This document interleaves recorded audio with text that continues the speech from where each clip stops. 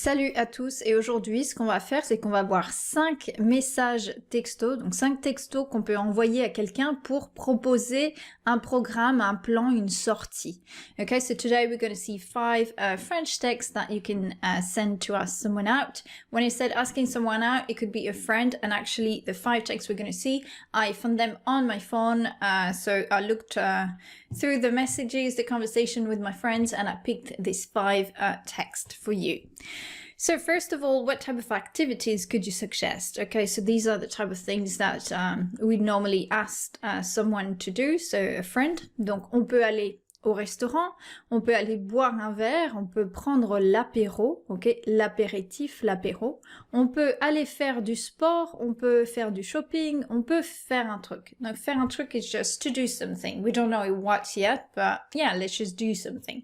Now note that for the activities, it's very common to use reflexive verbs because in this sense, this reflexive verb means that you're going to treat yourselves to something. So instead of aller au resto, instead of going to the restaurant, you could do se faire un resto, which is more like something that you indulge yourself. So it's more like more of a treat, really. So there is se faire un resto, ou se boire un verre, ou se prendre l'apéro, ou se faire un jogging, ou se faire un truc. So you could say, hey, on peut se faire un resto ce soir.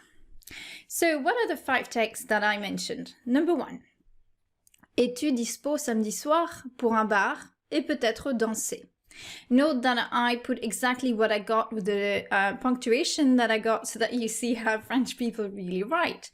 So dispo is a short, obviously a shorter version of disponible.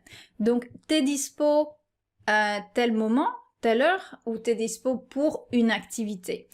Un synonyme, ça pourrait être t'es libre. Donc, in English, are you available? Ou en espagnol, estás libre? An example, t'es dispo pour un café demain après-midi? Okay, so are you available for coffee tomorrow afternoon? Après-midi instead of après-midi. Number 2.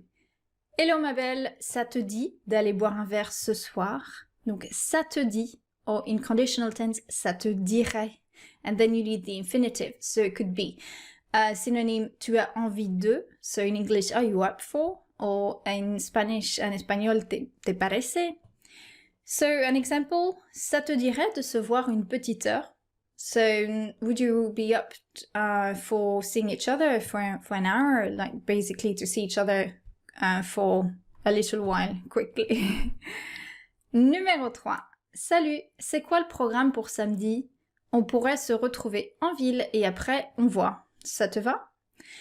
Okay, so here obviously we had mentioned before that we would do something on Saturday, and so we're just texting again to double check is it still on and what are we going to do. So we use often ça te va or in conditional ça t'irait, which is a synonym would be tu es d'accord. So is that okay with you or te parece bien?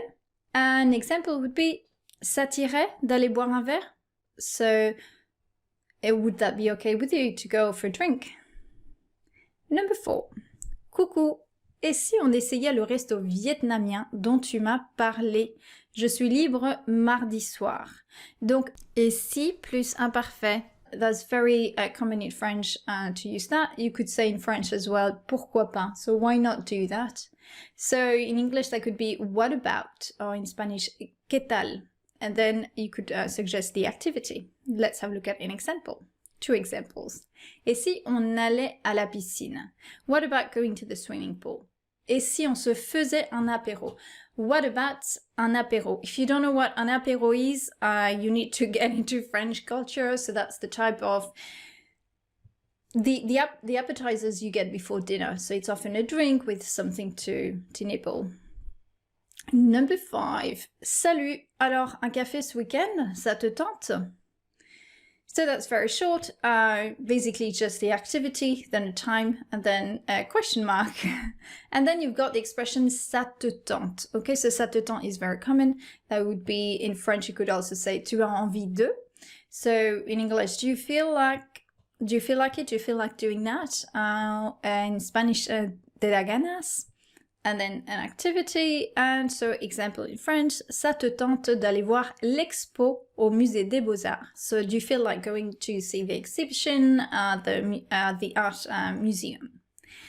Okay, that's it. Now you can put comments in the Facebook group if you want underneath these posts so that you could try asking me out or anyway put a text on how you would ask someone out and then I can correct you.